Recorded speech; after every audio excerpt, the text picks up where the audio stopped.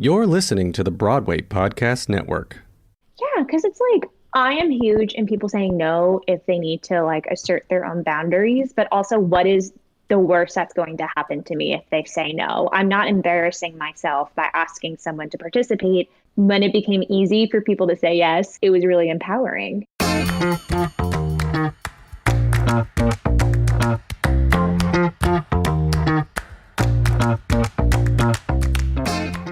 Hi, everyone, and welcome to Was It Chance, the podcast about embracing opportunity and taking intentional risk for your creative life. I'm Heather Vickery. And I'm Alan Seals. Listen in as... Wait, no, that's the end of it. You did it so normally, too. I was like, oh, look at this. It's our lucky day. But no. Okay, here we go. And I'm Alan Seals. Heather and I started off as two perfect strangers who met by chance and embraced opportunity. Listen in as we chat with other successful people about the risks they've taken to put themselves on a path to creative success. Heather, how are you? I'm good, Alan. How are you? Happy holidays. I know, right? Here we are. I'm super excited to welcome today's guest. Who is our guest? Tell us all about it. Our guest is Mikayla Petrilla. And Mikayla is an actress based out of New York City. She's been seen in numerous television shows, including Saturday Night Live, The Marvelous Miss Maisel, Inventing Anna, and so much more, as well as working in many prestigious theaters in New York City and across the country. She's dedicated to lifting up gender equality in the theater and the TV and film industry through community and inclusiveness. And she even produced a 2022 concert series for Planned Parenthood, raising thousands of dollars for the organization. When not performing, Mikayla volunteers with Off the Lane, Young Storytellers, and Togetherhood, 3 organizations that support inclusive and accessible arts education for both inner city schools, K through 6, and young arts professionals. And she is already fun and silly and become part of the family. So welcome to Was It Chance. Hello. Oh, you make me sound so good. I'm here like flipping my hair. Oh my gosh. And I get animated too when we take turns reading the bios, and when I read it, I'm like pumping my hands. I'm like feeling it. I love it. Yeah.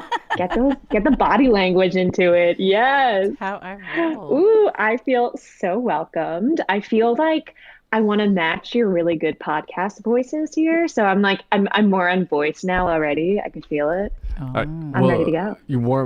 Do we want to do our warm up? Let's do it, Heather. Do our warm up that we normally do. We do. Mikayla, we don't have.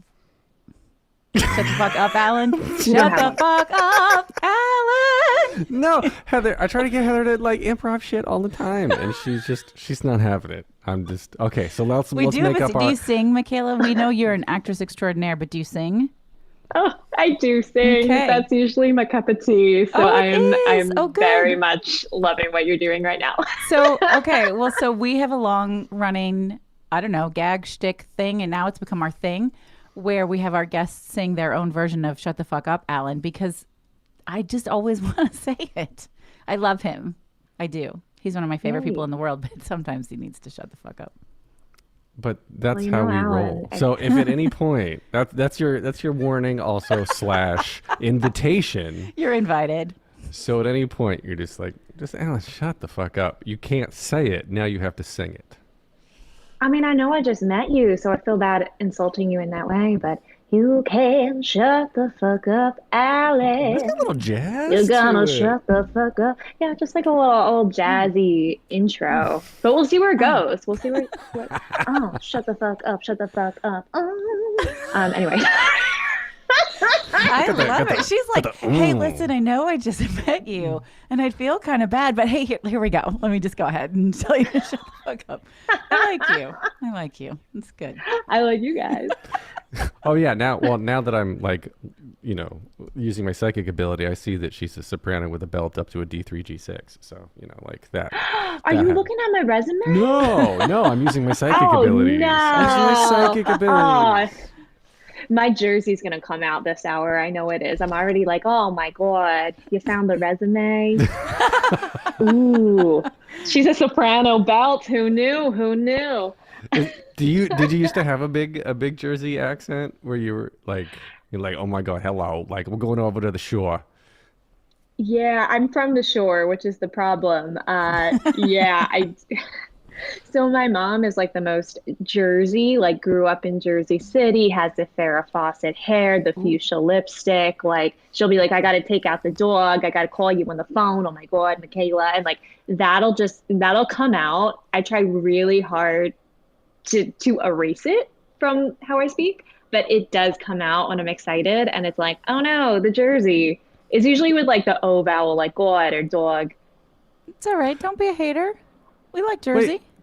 Heather, have you picked up your Chicago accent? Like living in Chicago? Yeah, did you pick up anything living there? I don't think so. I have that Midwestern accent, right? Right. I was born and raised in which is like the Indianapolis, no went accent. to college in Ohio, then I moved to Chicago. It's been a long time. I've been here since 97. Yes. But yeah, I think it's just a very vanilla. I do tend to pick up accents, though. When I travel, I'll come back with whatever, picked up a little bit of wherever I was. It happens when I listen to Matthew McConaughey's memoir, Green Lights, and then like a week later, my partner goes, so when are you going to stop talking like Matthew McConaughey? And I'm like, I don't know. I don't know. I'm having too You mean Maybe like never. cool and inspirational? What do you mean? I'm never gonna stop talking like Matthew McConaughey. Oh, green light. Green light. All right. Green light. Okay. Oh, I wait, feel let's like talk I'd about keep Mikayla. that. Yeah. Right? Okay. Talking about Matthew. My mom wants him to be my stepdad. So like, we could talk about that. I mean, I mean, that means that I could be your mom. I don't know how I feel about that. No, I mean my mom's between Matthew or Christopher Walken. So it's like we're casting a wide net. Wow. that's an age range. Here. And Right? more than just an age range.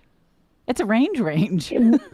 That is It's race range. Wait. She Can gives you- range. Can you do a Christopher Walken accent, Mikayla? Oh God, I wish. No, I'm sure I gotta Alan put that in can. the. Come No, on. oh gosh, I used to be able to. Hold on, I gotta flip into it. It's been so Channel long. Channel it. I know, but it oh gosh, there's certain words like if you're doing Irish, you got like oh goodness, you gotta like put it up in your mouth somewhere. That's what she said. And so hello. hi. And gosh, what? Let's see. Christopher. No. All right, I'm gonna get this. Yes. No, I no, hope it's our not listeners are Christopher- still it's here. not I Christopher really do. Walken. No, they stay the whole time. No, that's bad. That's bad. It's really bad. No, that was good. no, I see where we're getting in there. Maybe No, we can get that's you also a what she said. There's side potential. role on SNL next to Mikayla. Yes, please. Well- As my future stepfather, Christopher Walken. Well, fair. Okay, That's okay. my Listen, future stepfather. listen. I'm I just have gonna so let many- you spend the rest of the week thinking about What was he just in? He was just in on Apple Severance. Severance. Oh my gosh, that was so Yeah. good, right? Oh, I love that. I was like, he was like a little old queer loving art specialist. Right? He was so good. What a champ. Anyway. So, Mikayla, you came from Jersey, right? Jersey, Yes. came from the shore. And then at what point were you like, this performing thing, this is where I want to go. This is what I want to do. But, Ooh, well, yeah. Just like give that. me that Christopher Walken the entire interview, No, please. No. Shut the fuck up, Alan. Yes. Shut the fuck up, Chris. No. I think not to make it all about my mom, but it seems like that's where it's going right now. She just, when you are just the token child to perform at holidays Yes. for families, Yes. like I was just always that child, whether I wanted to or not. I'm sure I did want to, but I had full like Rosemary Clooney routines memorized at the age of 3. And my mother would just like, she really delighted in making me do this for people. So I feel like it was always ingrained in me that this was just what I was going to do. So how does that show up? Was it just because you kind of had the bug? You would see things when you were little and mom fed into that? Or was she like, Mikayla, try this? Like, what did that look like? I think it was like, Mikayla, try this based on home videos I've seen, but I was very enthused to try it. And I was very good at picking up on things very quickly. So like I would go home and teach myself a song on my little keyboard, like my toy keyboard, or I would watch a sketch and then pick up the impression and start doing it at like an obscenely early age.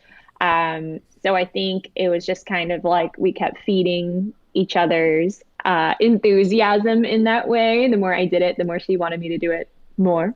Lots of car rides, singing songs, learning those songs, doing it for people. So I feel like, yeah, it's always such a cliche answer when you're like, I've always been doing it and here I am. But was it chance? No, because my mother loved No, because my stage mother pushed me into put on a it. show. We're going to take a quick break. Stay tuned for more of the episode. 23-year-old Walt Mendez finally got his dream job, working in show business. The only problem is his new boss, a low-level talent agent with rageaholic tendencies. You're a nice person, Walt. That's going to be a problem. So listen, whatever your impulse is, do the opposite. When she has a heart attack on his first day, leaving him alone, clueless and in charge, he discovers some questionable financial dealings, led by her dentist husband. I'm literally doing root canals on anything with insurance. And he turns to his ruthless predecessor for advice. Walt, grow a pair. You're in the Hunger Games. Soon, his shady ex-boyfriend resurfaces, coming on strong and making the job suddenly more attractive. Am I making you nervous? A little. And it's turning you on, isn't it? All heard through his headset at the office, Rolling Calls is a hilarious dark comedy starring Julie Halston, Richard Kind, Dan Rosales, Matt Doyle, Wesley Taylor, Luis Miranda, Aaron Davey, Brittany Mack, Andrea Mackasset, and more. Get ready for Rolling Calls at bpn.fm/rolling calls or everywhere you listen to podcasts. Hello, attractive and discerning podcast listener. Have you lost weight? I'm Tom Allen Robbins, creator and writer of Twits in Love, a steampunk distraction. It's a radio comedy here on the Broadway Podcast Network. And I'm Michael Urie, also known as Cyril Chippington Smythe, your favorite boob and the star of Twits. We're here to tell you that in addition to being a podcast, Twits in Love is now available as a real live hold-in-your-hands book on Amazon. Or e-reader. Yes, you can get it on a Kindle. Kindle. But you can also listen to it here on the Broadway Podcast Network, performed by an unbelievable cast. Aw, shucks. Join me and a slew of amazing actors like Christian Borle, Mary Testa, Dakin Matthews, Kira Allen, James Monroe Iglehart, Lilius White, and Anne Harada in a story about the world's richest man, Cyril Chippington Smythe, his steam-powered valet Bentley, and his chinless cousin Binky, as they navigate a dystopian world in search of love and meaning. Listen to Twits in Love, available now everywhere you find podcasts, and make sure to learn more about getting the book by visiting bpn.fm/twits. Wait, where do I go? bpn.fm/twits, you boob. Yes. Or you can go to twitschronicles.com. Gotcha. And now we're back. She's also a single parent, so she's done a lot of various like different jobs to keep a roof over our heads over the years. But her passion is photography, and she also just wrote a book and got it in Barnes and Noble like a couple weeks ago. In Barnes and Noble, I wrote a book, but I can't get it. It's online, but not in the store. Yes, talk to Millie; she'll get you through. Let's go, Millie. Yeah, that was so my she's grandmother's like name. also. Oh, get out. Okay. So it was my grandmother's and mom's name. And my mom was like, I just refuse to name my child Mildred. So we're going to keep the M name, but, maybe get rid of the Millie part of that. Although I really like it. But, yeah, to answer your question, yeah, my mom did enjoy performing and like all things old school, but she never did it growing up. She was pretty shy. So I think I kind of split the difference for us. Yeah. But it was always something that I did. And so it was definitely a choice to pursue it professionally, but it just seemed like the right path for me. Well, I guess, was there ever a question of like, no, I don't want to do this, or the one opportunity that you jumped into that seemingly at the time was like, oh, okay, this is just kind of like another day, but then it turned in, like, looking back without that moment, there would be no chance that you are where you are now? Actually, yeah. And it's not even a great story. So I think growing up, I was never one of the kids that got the school play roles or leads or anything like that. I always participated, but I was very much like doing work study or, trying to get on the scholarship track for things. So I was very much like involved in working as many jobs as I could after school. So I didn't really I wasn't the favorite in the theater program, which I think is actually a really good test to then say, am I going to pursue this professionally? So my grandmother had just passed away, and I had to not do the school play because I had to work. And my theater director at the time, she was just not the kindest educator in the best public terms I can put. And she was like, oh, like, you don't have any character, you won't make it in this industry. And like, this is to a 14-year-old. And I think in that moment, that was something that really stuck with me, negative as it is, because there wasn't really any external reinforcement from educators that I looked up to say, this is something you should pursue. But in my heart, it was something I enjoyed. In my community, I had learned so much. I had grown so much through like, not in my school district, but like outside, like community theater and things. I had found a lot of joy and success in doing this. So I said to myself, when college applications came around, I really have to make a decision. The odds are not stacked in my favor to pursue this path, but it is something that just sits so right with me that I have to give it a shot despite being told no. And it wasn't like I had to prove someone wrong kind of thing, but in the regard that I wanted to become the performer that educator was not for me, and support other people in a way that I was not supported. And I thought that I could be a really good advocate for that in the industry. So I made a choice to go to school for theater and marketing as well. Oh my gosh. There is a ambulance coming by. Welcome to Brooklyn. New York. Welcome to Brooklyn. So I made a choice to go to school for theater and marketing, both. That way I could support nonprofit theaters and their arts programs, and then also pursue performing. So it all kind of ties back to that moment for me, which was a catalyst of like, ooh, there's this person who is probably very kind, but like going through some things, and it is affecting the community that they are lifting up with their shows. And I was definitely not like, I'm just trying to be as like nice as possible. Yeah, I'm like, wait a minute. When you were 14, you were not thinking, tell me. I mean, were you? Were you thinking, right, well, she must just be going through a lot of stuff, and that's making her a major fucking bitch? Because my kids would be like, that fucking bitch. And yes, my teenagers would say just that. Be like, I can't stand her. She's such a bitch. She treats everybody. I can't believe she'd say that to me. I'm just saying. I was like, I definitely have grown a set since I was 14, but when I was 14, I like genuinely saw the best in everybody. Wow. So I don't think I had that language at 14, but I was like, I'm really hurt, and I'm really sad that she is not like supporting the people who really need the most help, and not just me, but other people I had seen. And it was just disappointing. Like, you work really hard to try to prove yourself to people who are not going, like, I don't know, if you're a theater director, like, you have to make choices. You have to cast people. Just because you're not the lead in the show doesn't mean that like you're bad, but just she made people feel that way. And I hope that that has changed. But it was a moment for me just to say like, oh, like I look back on a lot of success stories of people, and they're like, oh, I had this support, or I went to this high school, or when I played this lead in this show, and that was never me. So I just made a conscious choice to work as hard as I could to pursue the thing that in my heart made the most sense. And to be told no by somebody just ensured it just solidified that for me even more. Like, oh, you say no, but I'm going to contend that. I feel Where did that come from? Because a lot of people, when they hear no, they're just like, okay.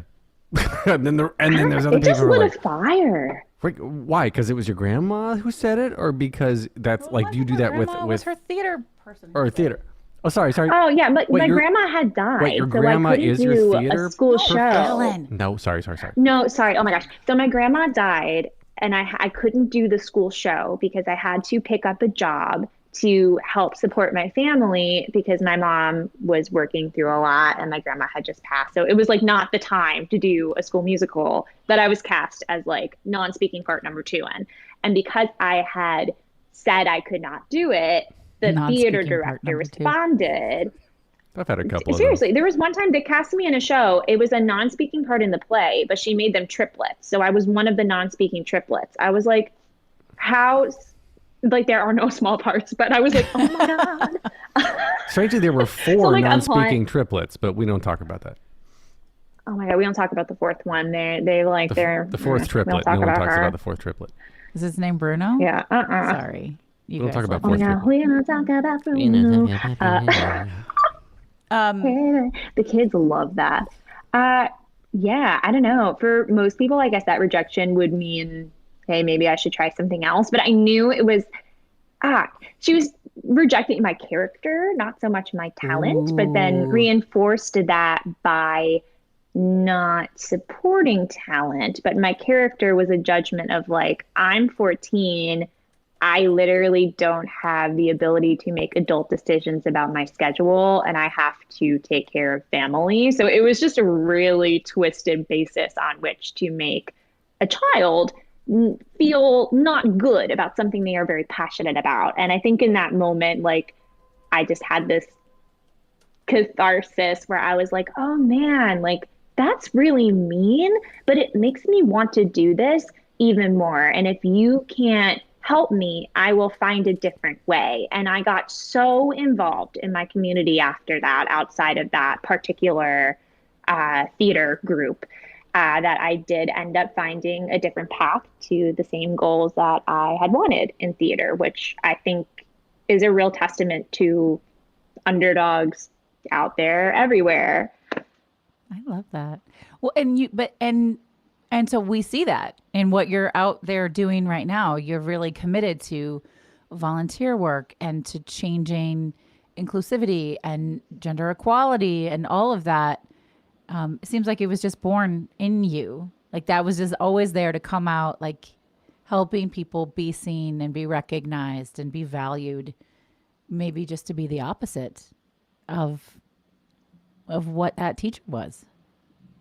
Yeah. And in my adult life, I really hope that she is doing well. So I'm like not here to like drag her to the ground. It was just, I think, especially in perhaps a generation before us, there weren't as many tools to learn how to express yourself when something does not go right. So for me, I wanted to make sure I could become the kind of adult and the kind of arts professional that I had always wanted in my corner, which is why I volunteer so much when I have free time. Yeah, especially in New York, there are so many opportunities to be there and give accessible arts education to like kids, young arts professionals just moving here after college. Like there's so many great things. Absolutely. I feel like there might be 2 different camps of theater teachers. The ones who inspire, who like, oh, I owe it to Miss so-and-so who always saw me. And then there are the kind like you described, because in our high school, we have the kind of theater director that you had. And she is awful to those kids, awful to them. Yeah. And like, if you've got to give tough love, I understand, but there's just a certain language when in that age group, like you said, having teens, it's like you are figuring out what you want to do for the rest of your life. And that is a hard choice. And sometimes you don't get it in those 4 years. But if you have an inkling that you want to go a certain way, and especially in the arts, which is such an unstable industry of itself versus going into business school, just to have that support from your educators, I think is really valuable. Even if you they're not going to like hold your hand about it, but they're able to offer you resources if they can't support you themselves. Like just there are small things you can do. I agree. So totally. I want to quickly fast forward I don't know how many years, but Sleep No More. Sleep No More. Are you still currently in Sleep No More, or you were? I was. I started, I think, in 2016, and I was there up until the day the doors closed on Broadway. When it came back after the fact, they did change the structure of the show a little bit to make it more accessible because it is an immersive show. So they took away some things to make it more COVID friendly, which kind of diminished the kind of work that I did there. So I didn't go back, but I do go back from time to time for special events. I want to go. I want to go there. Yeah. You haven't seen it, Heather? No. Oh, have you been to like any of these immersive shows at all? I want to do more immersive things. Yeah. Alan's my theater buddy. I just go to New York and we just do theater day after day after day. Like how different was that? Because I've actually never talked to somebody who was in Sleep No More, and that was like the first show that I ever heard about that sort of pioneered this format. And I could be totally wrong, and they could have copied somebody else. You're right. But like it's multiple floors where for those who don't know, the cast is performing while the audience is just mingling around and watching, and you're going up in people's faces, which is the problem with COVID. But there's there's wranglers, right? There's crew that are sort of moving the audience around like a school of fish so that the action can happen. But the rest of the time, you're completely in and out. So I'm always curious how you rehearse for something like that. When you're rehearsing, you don't have an audience, so you're not performing to an audience. How do you get used to all of a sudden like having somebody because groups will follow certain actors around to try to follow the story because the story goes on repeat through a loop in multiple places. Like, how does that whole process work? I'm so curious. Oh, it's wild. And I can tell you all about it. I will say that my role in the show was great because it begins and ends in a speakeasy jazz lounge. And the show is a 1930s Hitchcock take on Macbeth and Rebecca. So you have all these different characters of the world of Shakespeare, of this more Hitchcock world, and you can follow them around these 6 floors. But if you ever need a break, you can go back into the jazz lounge. And at the end, everyone is shepherded back into that jazz lounge. And that's where I live. It's one of the only spaces where you don't have to wear a mask. It's one of the only spaces where you can speak to the characters in the show, grab a drink. There's jazz music. So I was one of the people in there. I was one of the singers in there, or after the show, they'd have special events in there. So like, I got it a little easy. It's really just improvising in a 1930s transatlantic accent for a good 3 hours for 400 people a night. But I have total autonomy over that space. There are stage managers and audio engineers in that space. So if anything gets too uncomfortable, I can just pull them aside and they'll take care of that for me. But within the bounds of the show, it's much, much different because you have to wear a mask. There is no speaking. You do not use your cell phones. And most of the tracks in that show are dancers. So you will follow them through as they interpret this story, largely through dance. There is some text, but there is a saying in there, fortune favors the bold. And so a lot of folks don't really know what they are and are not allowed to do. And that is part of the discovery. But people have definitely taken it too far. Like they'll wear hospital gowns that they pull off of the shelves, or they'll start touching people, or there's a rave scene and they think they're going to start to pretend to be one of the characters. It can get kind of wild. Wow. So there are stage managers, several on every floor, whose job it is just to make sure that nothing gets out of hand. But to rehearse that, they have to learn this dance, this track.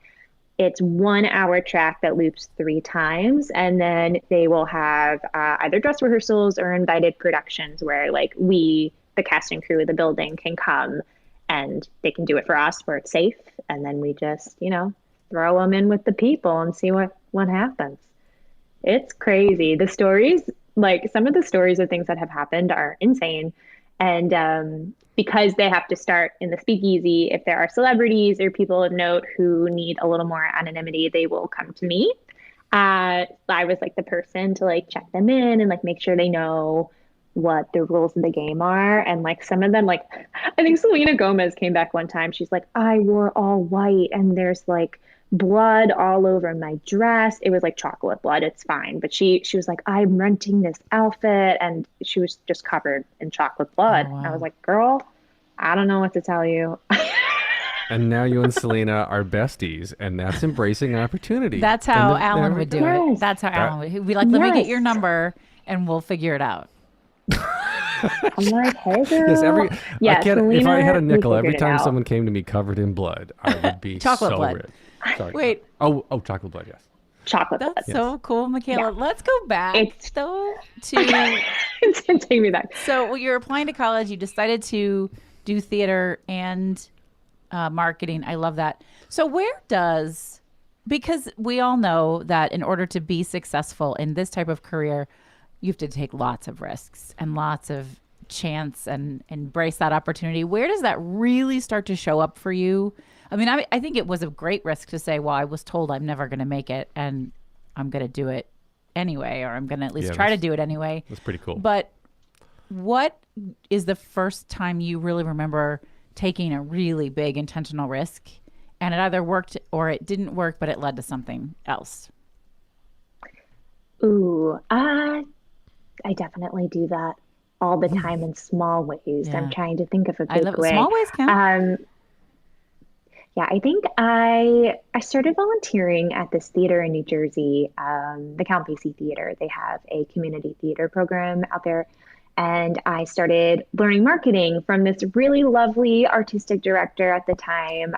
His name is Tom, and he was awesome. And he kind of taught me that there's a side door to everything, not in a weird, like, everything's a game and you have to figure it out. But like, if you can unlock your entire skill set, more things will open up to you. So I started doing box office there. I learned how to like do carpentry and build sets. I learned how to do publicity and marketing. And when I found out how many theaters were suffering from a lack of an admin role that covered these small holes in publicity or in sales, I started to offer my time to these theaters on a freelance basis. And from there, it was like, well, you have something to offer them and they want to offer you something. So I started kind of double dipping. I would perform in a show and I would also be marketing that show. And that went from community theater to festivals to then equity houses, off-Broadway shows. So I feel like that is just a small, I don't know if that answers your question, but like just learning about how to kind of find a side way into the rooms you want to be in through your full skill set. That was like an aha moment for me that worked so well in New York. Because I mean, especially shows that are just starting up, if they don't have a management company or if they don't really have that full backing yet with producers and they need help with publicity, if I'm free, I am always down to help. And that just opened so many doors to meeting people who I wanted to work with and then coincidentally started working with as a performer. So I think if it weren't for that small theater in New Jersey and that summer that I spent like volunteering and interning with this artistic director, I don't think it ever would have occurred to me. Because like even in theater school, they don't really teach you much about the business behind theater. And it truly is a business.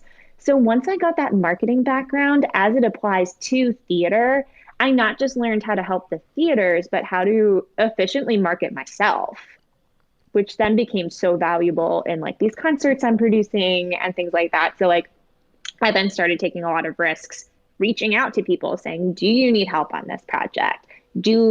Are you taking new clients? Because I'm looking for an agent, but just finding a right nuanced way to go about it. I don't think I would have learned any of that if I did not intern for that theater company, like, probably 10 years ago at this point, in New Jersey. So well, there's so much you can do. To that point, I've had people tell me too that they were like, I didn't know there's press and there's marketing and accounting and payroll. And I mean, you think of all the quote boring jobs that you can have out there in the world stereotypically, but then you apply them to the right industry and they don't become boring anymore. That's right. And I love that because you're still doing something that is like stable enough if you don't like the instability of the audition grind, whatever the case is, and then you can apply it in the industry that brings you joy and brings you love. And that's what everybody needs to do. Like, if you don't like what you're doing, don't change. You don't necessarily need to change professions. Just change to a different genre, change to a different field, you know? All right, one more quick break. Hang on a second. All right, here's the rest of the episode. I feel like a lot of people had told me growing up, and rightfully so, like everything is partly true, that if you would pigeonhole yourself, if you offered yourself as something other than an actor. But for me, finding that multi-hyphenate was a way of really opening doors. And now that I am just performing and no longer doing marketing, I still understand what marketing representatives need from me to make their job easier. And I think that is equally as important, like just learning how to respect other people's jobs and help them do it in the way that is easiest for them. That's what makes you a valuable performer or somebody to hire. Like, do you solve that person's problem? So my work, marketing and doing publicity, even building sets on stage or learning audio, taught me so much about how to respect the people around me who are building shows. Where did you fall into the fun opportunity of writing for the Broadway Beat? Oh my gosh. I just always loved writing, and I wanted to try my hand at some satire rather than using my Twitter account, which I no longer use, but way back then I did. So I just sent out a couple pitches to them. I was like, hey, listen, like, I've got some time on my hands. I think I'm funny, but you can please be the judge of that. Here are some pitches. What do you think? That's a chance. I'm funny. Do you believe me? Yeah. I was like, I think I'm funny. Like, maybe not. If anyone is listening to this, I promise I'm being like sarcastic. But they reached out and they were like, all right, what do you got? And I was thinking, I had just done Maisel, and everyone I know and their sister and their second cousin had also done Maisel. So I was like, investigators discover like the last remaining New York City actor who has not been on Maisel. And they were like, excellent, like, let's roll with it. So we wrote that, and then the articles just kept coming. And now we're all in a lovely Slack group together. So even it's been a joy, like the articles that don't get posted, but the suggestions for headlines, I am cackling when I open my phone every day. But yeah, I just, I took a risk. I sent a pitch. I was like, do you want to work together? Like, do you need extra writers? I am literary. Let's give it a shot. I love that. Yeah, Mike Abrams is a good friend of mine. That's how I know about your... And we had Mike on the show. Yeah, we have Mike on the show. He, for the wrong cat died. I was just talking to him about that. Yes. Oh, so funny. He's awesome. So funny. Yeah. I the satire kind of stuff. It's. What I'm curious is like when anything goes down, like any scandal in the Broadway industry, like I would take it too far. I would cross the line, and that's why I can't do this. He would. I would like. What is the Slack channel like a safe space? You gotta. Oh yeah. You gotta safe space. You gotta keep it confidential until somebody leaks it, and then you can't have nice things anymore. Correct to all of that. Yes. But nobody has leaked anything because we're all kind people. But I will say it's like, ooh, it's like you're racing. The second, like when Queen Elizabeth died, we were all like, Queen Elizabeth Slack channel now. And we're like, what are the ideas? We're like, we're like Phantom of the Opera takes over as longest run after Queen dies. We're like trying to like come up with whatever could come out of our brains within like 30 minutes because we're like, we have to beat him to the punch. We've got to get it. It's so much fun. It sounds like a really fun outlet. What led you to SNL? I have long admired most of the talent on SNL for a very long time. And so that was always a goal for me. I love sketch comedy. I think the format is incredible. And just for me, being someone that just loves a quick paced environment, like the turnaround for SNL is just so beautifully organized, yet spontaneous and chaotic in all of the best ways that make wonderful programming. So I had always wanted to be part of that. And for a long time, I'm like, how do I get in here? Like, how do I crack that code? Like, I don't do stand-up comedy so much because I don't think self-deprecating is like the best way I for agree. me. Ooh, I don't like Yeah. self-deprecating humor. Yeah, or like I think I'm funny in the moment, but if I have to piece it together and then appeal to groups of strangers, I'm like, like the story of that guy giving me up for Lent was funny the first time, but then I'm just trying to like really push it. So you're laughing. And it was funny 10 years ago, but so I didn't go into stand up so much.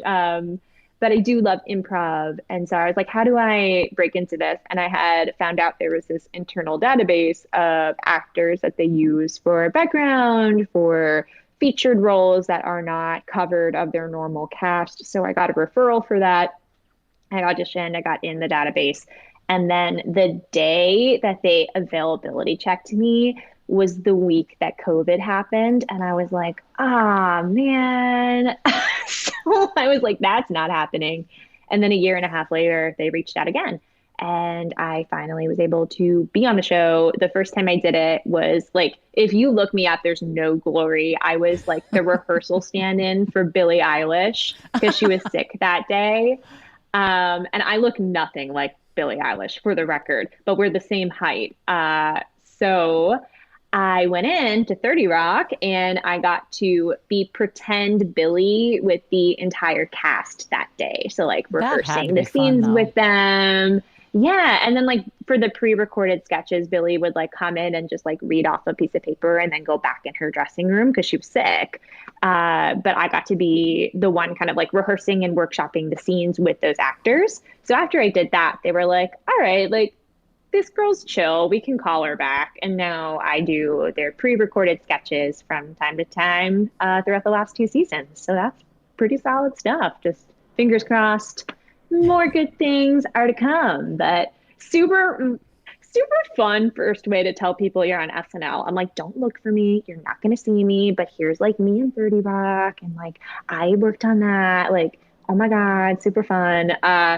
But you know, the glory isn't in like the screenshot that your mom wants to take of you on television. It's like who you get to work with on the day. So I had a blast. So not so recently, I had a stress dream where I was going to SNL, and on my way to the studio, they called me and they said, hey, you're in the cast now.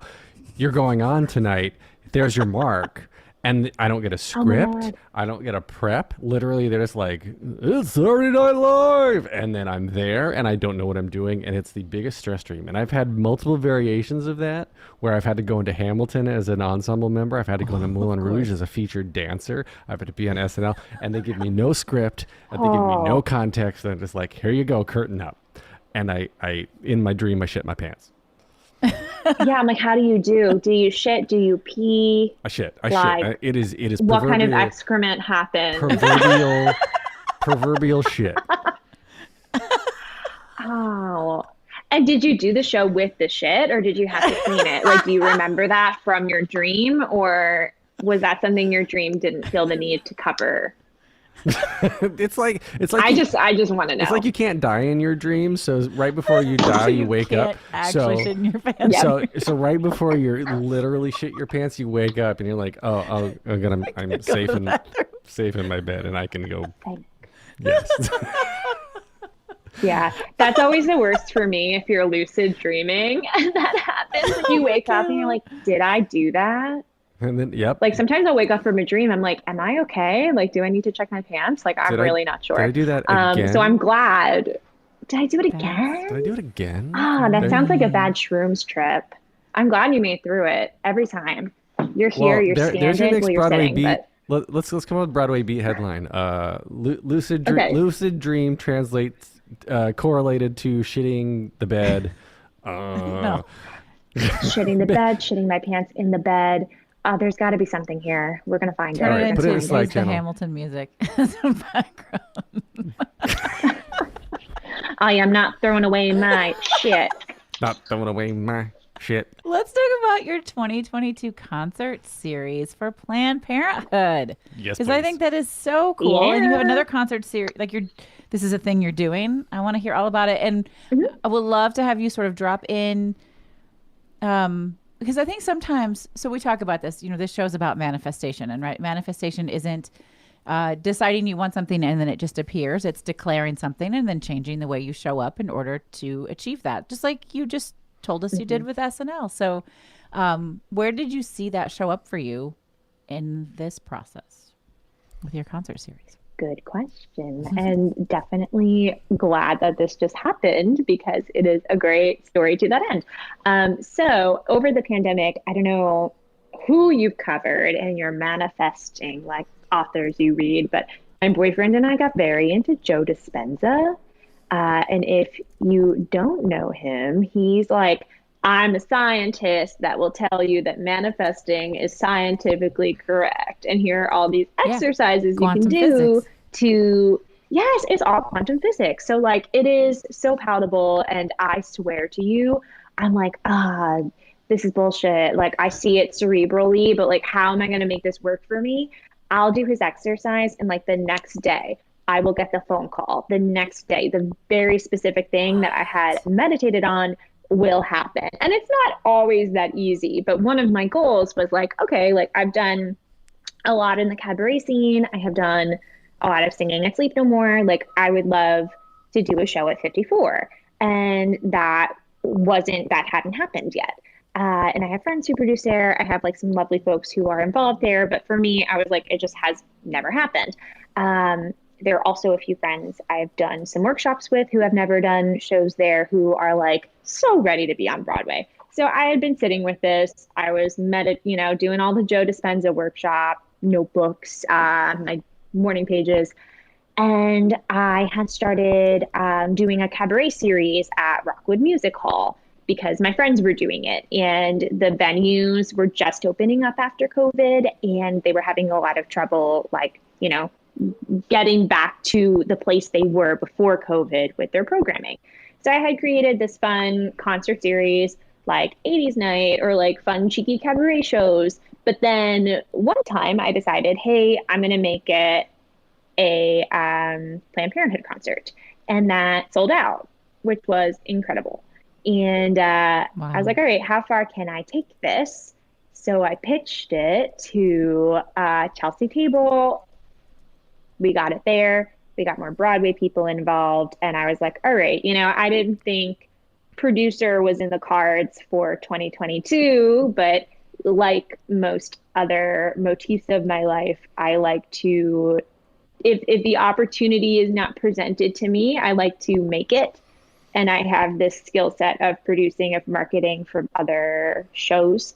So I pitched it to 54 and they said yes. So then I was like, all right, I have the space. How am I going to sell this out? So I started pitching the concept to some like pretty well-known representatives of like great Broadway people, of great TV film people. And I ended up getting a roster together of people that were so equally passionate about what is happening in the US and Planned Parenthood support that they all said yes. And it was an incredible concert. We had Taylor Iman Jones from Six. We had Jermel Tillman actually from Severance. He was going to do it, but he was filming Severance on Apple TV. So he's going to do it next year.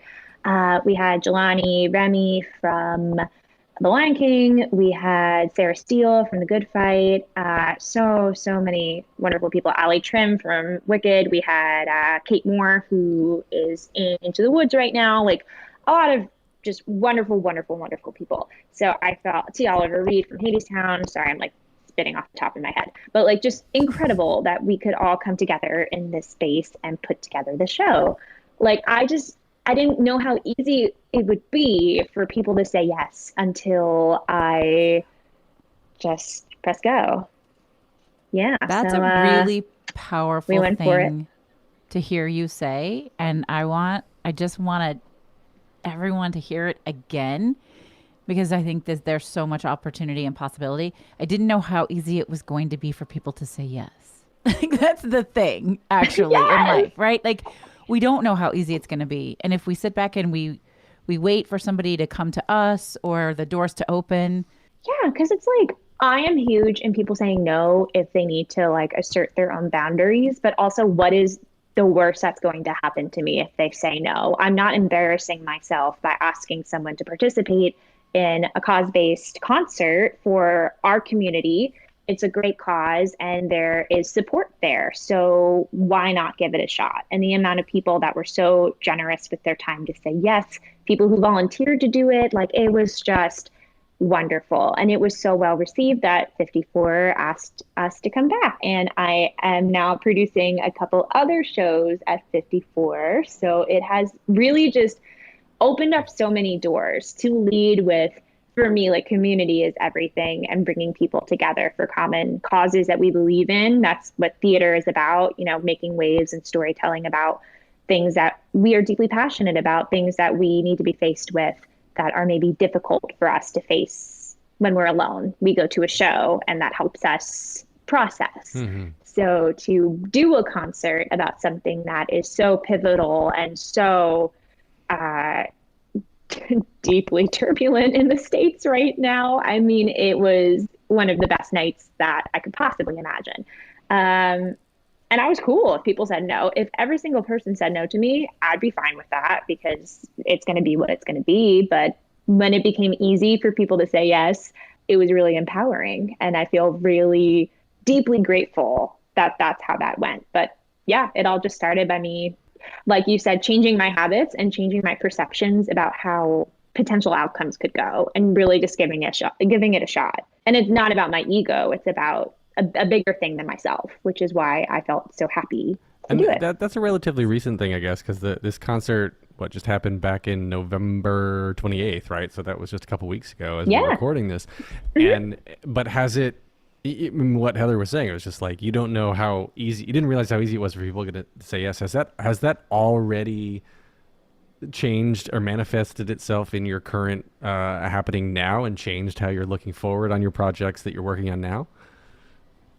Oh, absolutely. For sure. I feel even approaching some new shows that I'm doing next year with people I've worked with in the past, people who I have not worked with ever before, it just feels a lot easier to advocate for what I need personally and to advocate for the betterment of whatever story we're telling and why we're coming together to do a project. So like, I am such a people pleaser. I will never, or I used to never really tell people how I felt about something. If it would be uncomfortable, I would sugarcoat everything.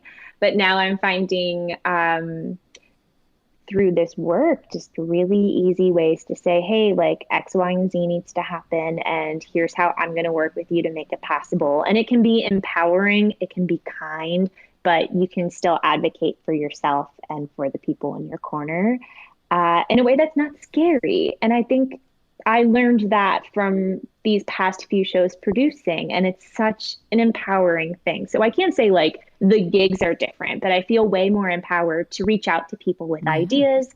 I feel more empowered to, say what I need to say without worrying about like placating people. Well, the gigs aren't different, but you're different. How you decide to approach it, what you're willing to risk and put out there.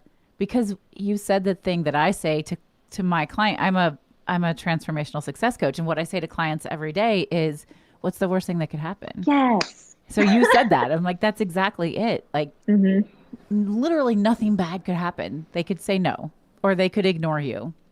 And that might feel bad, but it's not actually bad. It's so difficult because you want to be kind and you want to be, I've always wanted to treat people with the kindness that I would want myself, but that also resulted in walking on eggshells in a lot of situations where I didn't have to. And like, I'm not even saying there are any conflicts. It's just feeling okay to use your voice and speak. And especially with Planned Parenthood and the fact that so many people's voices are being challenged and taken away. It's just like you said, what is the worst that can happen? In a lot of places, a lot of terrible things can happen. But where I am in New York, the work that I'm doing, the stakes are a lot lower. So I just feel all the more empowered to use my voice in a way that seemed very scary growing up or even a couple of years ago. I love that. And you can be direct and kind. You can set boundaries and be kind. You can say no and be kind. You can say yes and be kind. Like you can do all of those empowering things and still be a kind, good person that doesn't bend over backwards for people or let people run over you or just sits back and doesn't take any risk or chance. So I agree. I like that a lot. I go back to what you were saying about you found your way back into the area, the industry that you wanted to be in through a non-traditional path, right? So you come in through the marketing or whatever. And so it sounds like you wear a lot of hats. Now you're getting into the producing and you're still involved without directly performing sometimes. But do you go through these moments where you have to be on stage doing something, or you're like, I'm tired of that, I got to go do something else again? Or like what type of creative outlet, I guess, are you drawn to the most?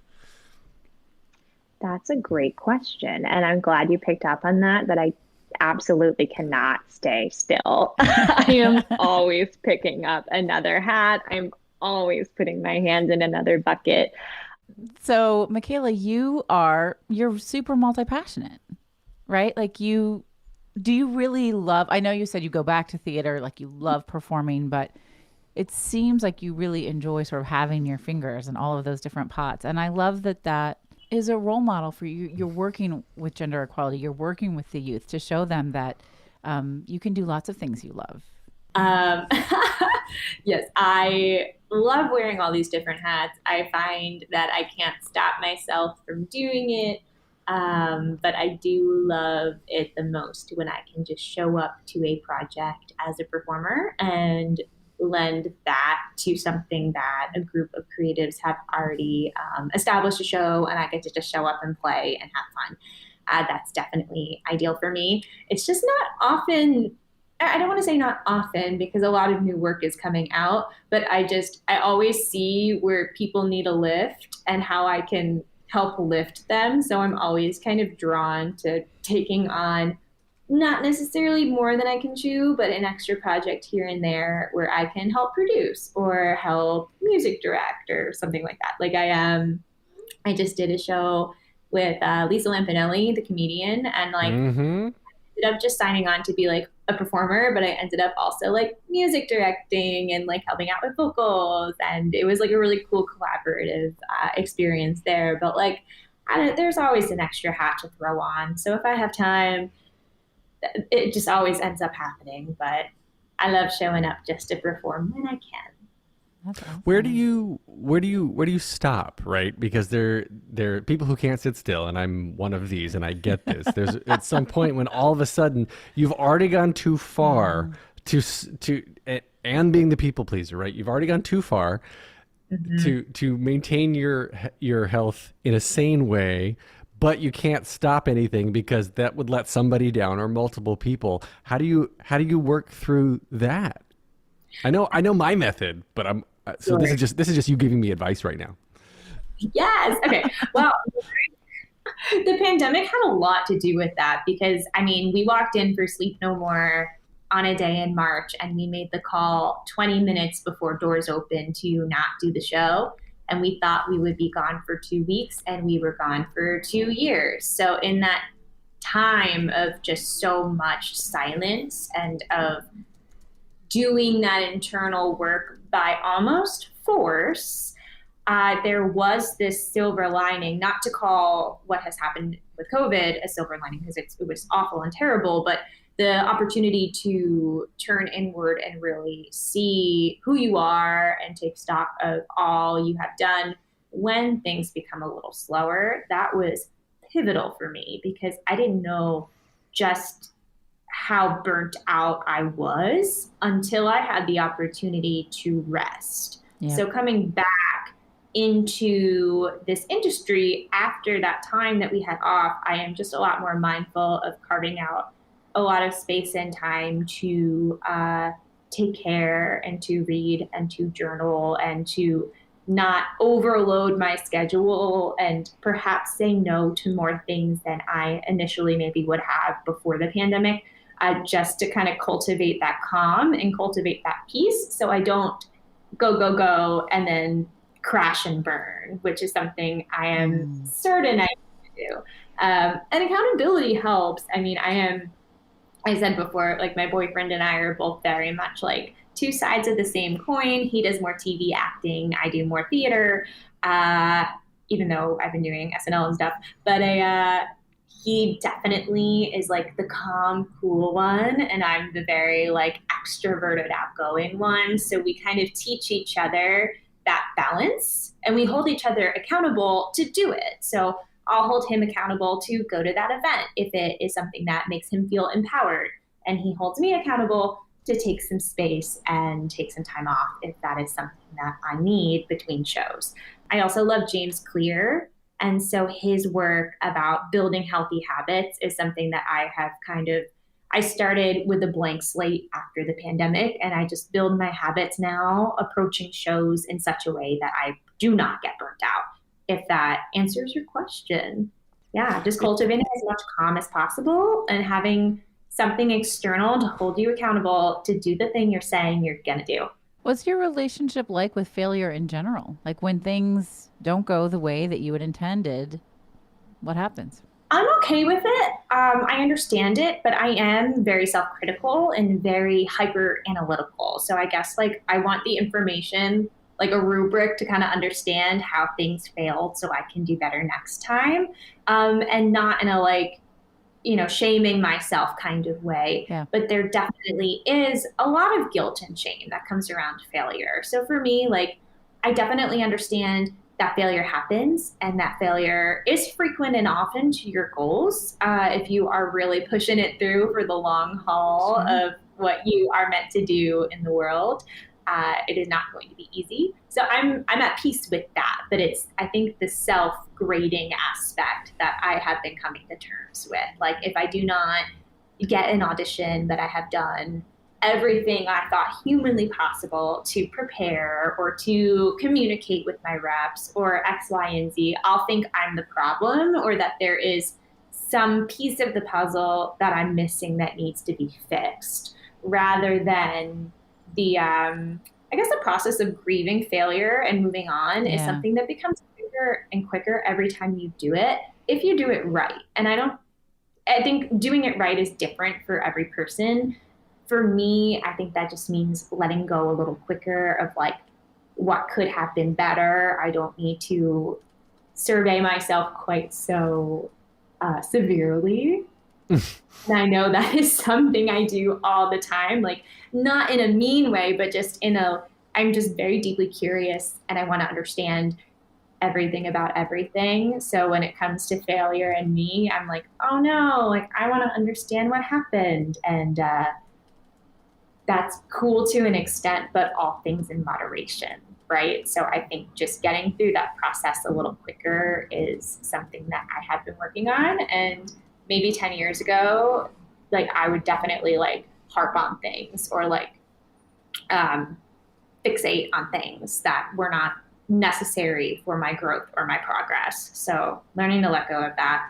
I wish I could think of something specific. I'm sure there's like wild stuff that after we're done, but I just think about the whole pandemic, right? Because like that's a huge thing that when you're in an industry that literally just gets shut down in a city with millions of people where all of a sudden it looks like a ghost town. What are you going to do? How are you going to pick it up? How are you going to pivot? And so many people in this industry had to and did so creative effortlessly. Yeah, I feel like people have either come back stronger than ever or people have come back and completely pivoted in their careers or their lifestyles or their habits. And for me, just like even with the walking thing, like just finding ways to cultivate my calm and kind of get into a better sense of like being in my body and being present in the present moment, like not thinking about the future so much or the past so much, just really like being here now.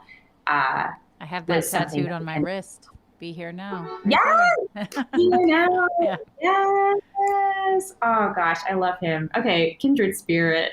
Yeah, that's the hardest part, I think, of everything we do, whether you're performing, whether you are producing, or whether you're like just living your life. Being present is the hardest thing, but it's the most valuable. You are so much fun. You have so much light and joy, and I love that you're finding so many ways to give back to the industry so that you can cultivate it and continue to show up in it. I think it's really cool. How and where can people find you, what you're up to, support you, come and see you perform, all that good stuff? Oh, yes, please. I am on the Instagram at my name, which is Mikayla Petrilla, and I have a website, IMDb, all of those fun things. But I'm definitely very active online, so if you follow me, I will love to follow you and see what you're up to. But yeah, you can find out what I'm up to there. And then 54 Below will definitely post as shows come closer. And yeah, I'll be in Connecticut the first few months of next year workshopping a new musical. So if any Connecticut people listen to this, come on through. And then we'll be back in New York better than ever in the spring. So follow me online and I'll definitely share all of those things. Yeah. So much fun. So much fun. Thank you. This was such a pleasure. I have such a blast. Shut the fuck up, Alan. Thank you. Dang it. I didn't want you to shut the fuck up. Oh. Yes. You win. win, That's a win in my Alan, book. you win today. I win today.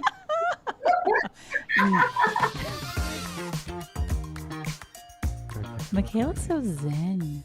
How about a 14-year-old that can be like, that's just really not nice. And I don't know what kind of stuff you have going on, but I don't think you should treat people like that. Because maybe that's like how she remembered it in her head, but like it came out. It's like, see you next Tuesday, you evil person.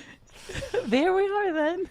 There we are then. Yeah. Like, I'm going to use some choice language, but like, maybe we just stumbled onto like the secret of teenagers that they think they're being nice, but it comes out with the teenage filter that doesn't go away until they get in their 20s.